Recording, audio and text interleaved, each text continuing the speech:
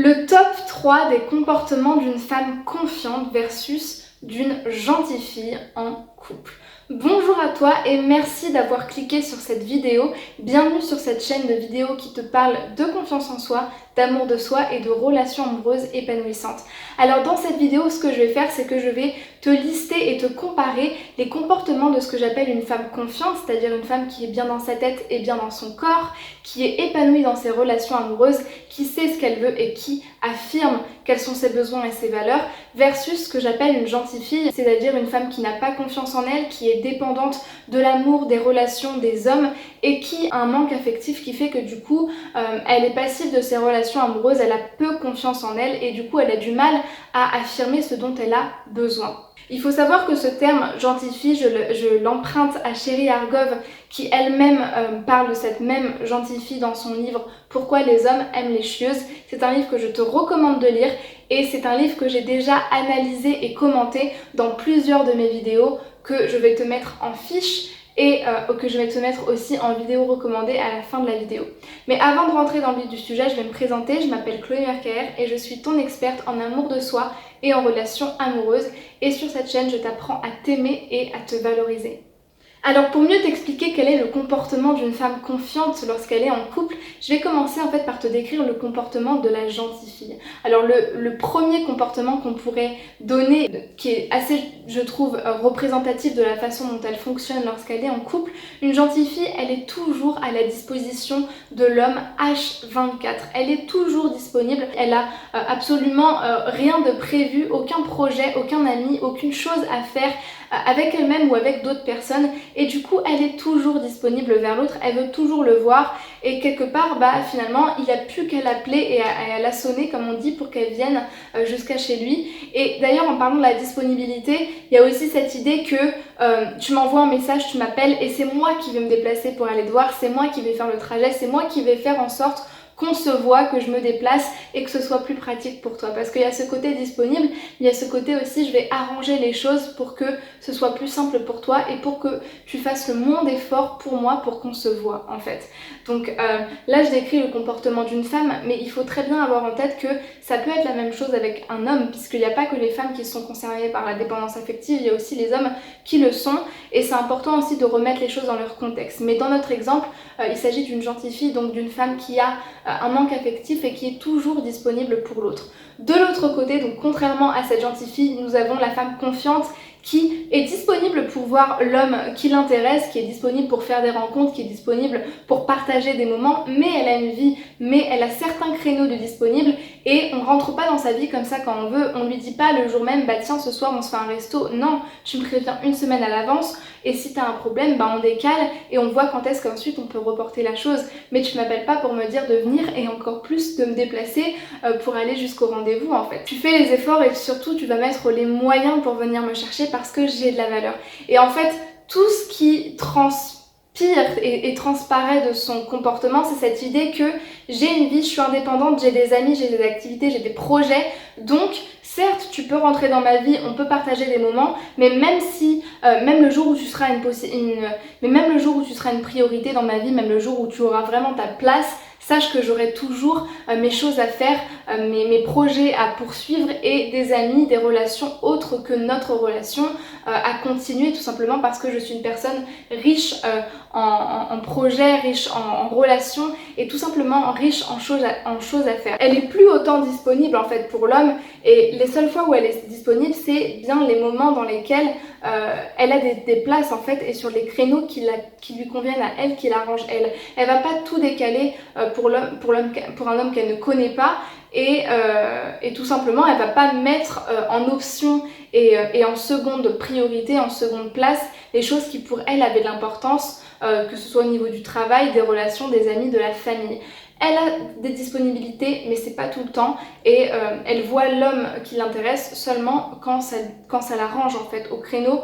auquel elle est disponible. Le deuxième comportement de la gentille fille, c'est que dans tout ce qu'elle va faire dans la relation, même en début de relation, son objectif, elle va l'exprimer très clairement et le communiquer de manière assez rapide lors de la rencontre, c'est je veux avoir une relation amoureuse, je veux être en couple, je veux tout de suite qu'on se mette tout de suite ensemble, je veux aller vite et je veux qu'on se mette tout de suite ensemble. Ça montre bien à quel point le manque affectif qu'elle ressent dans sa vie est énorme, puisque du coup j'ai envie de le combler en étant en couple et j'ai aussi envie de me voiler la face en me disant que c'est parce que je suis en couple que tout ira bien, alors que c'est complètement faux en soi. On peut être en couple et être malheureux et on peut être célibataire et être tout à fait épanoui. Et ça, la femme qui a confiance en elle le sait, puisque justement elle lui donne pas spécialement d'indices sur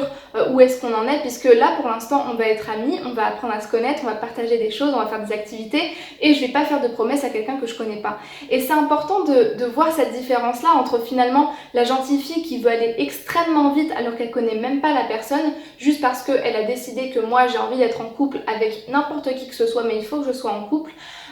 alors que la femme confiante elle va beaucoup plus prendre son temps et être un petit peu dans, pas forcément dire je ne veux pas tout de suite être en couple ou mettre des barrières, mais juste se dire écoute, je te promets rien, on est amis, on voit, on prend notre temps et on va pas se prendre la tête en fait, on va voir ce vers quoi ça nous mène. Et enfin, le troisième comportement de la gentille fille, c'est que la gentille fille, elle va tout le temps demander à l'autre, à son partenaire, où en sommes-nous, qu'est-ce qu'on devient, quels sont les prochains projets, où on en est en fait. C'est tout le temps elle qui va tout le temps demander où est-ce qu'on en est, du coup ça se passe comment, on est en couple, on n'est pas en couple. Et finalement, elle va tout de suite être dans cette position de demandeuse, de dépendance aussi, de soumission par rapport à l'autre et de je sais pas ce qui se passe, s'il te plaît, rassure-moi, dis-moi qu'on est en couple et dis-moi que je suis la femme de ta vie. Alors que la femme qui est confiante, elle va laisser l'homme un petit peu galérer et lui faire se demander aussi où est-ce qu'on en est, dis-moi, donne-moi des indices et elle va finalement, elle le laisse un petit peu galérer sans le manipuler, sans forcément lui faire se poser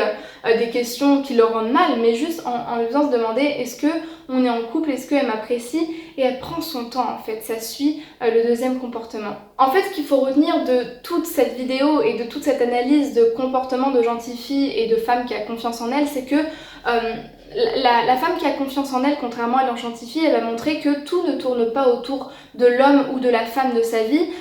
Tu n'es pas tout mon univers, il ou elle n'est pas tout mon univers parce que j'ai déjà un univers à moi, j'ai déjà un monde rempli de projets, rempli de voyages à faire, d'expériences, de passé, de futur, de plein de choses qui font que l'homme ou la femme qui va rentrer dans sa vie va être la cerise sur le gâteau, ça va être la petite chose qui rend le monde encore plus beau, qui rend les choses encore plus roses, mais c'est pas toute la base, c'est pas la matière première de ce pourquoi elle est confiante et de ce pourquoi elle est épanouie dans sa vie.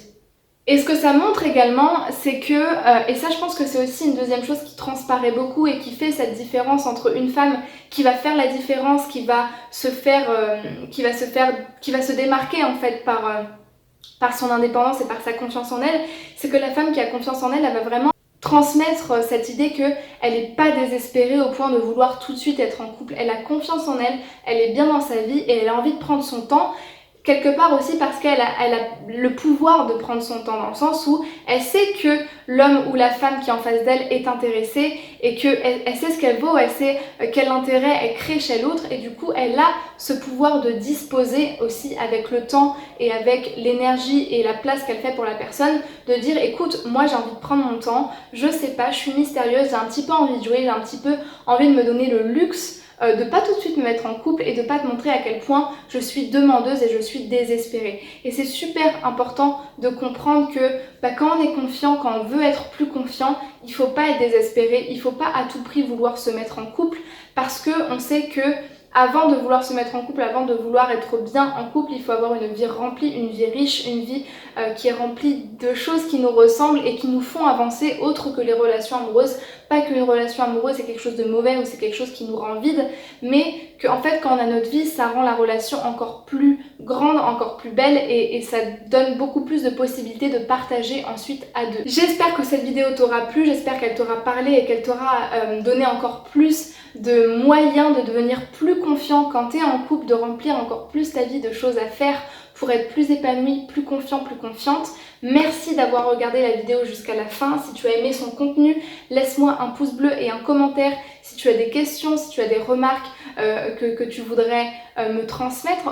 desquelles tu voudrais me faire part, n'hésite surtout pas à me poser des questions si tu en as également. Si tu veux bénéficier d'un appel, d'un entretien téléphonique pour me parler de ta problématique personnelle et recevoir des conseils personnalisés à ta situation, c'est possible puisque je te permets d'avoir un appel expert offert, un appel expert gratuit en réservant ta session en cliquant sur le lien qui est juste en description de la vidéo. N'oublie pas de t'abonner à la chaîne si ce n'est pas déjà fait pour recevoir toutes les prochaines vidéos. Merci aux tout nouveaux qui s'abonnent chaque jour et que je vois de plus en plus nombreux sur ma chaîne. C'est le moment pour moi de te dire au revoir et à très bientôt. Si tu veux voir plus de vidéos similaires à celles que tu viens de voir et recevoir encore plus de conseils, c'est possible en cliquant sur les vidéos qui sont à droite, les vidéos recommandées. Je te dis à très vite pour une nouvelle vidéo de conseils. Prends bien soin de toi et surtout donne-toi de la valeur. À très vite.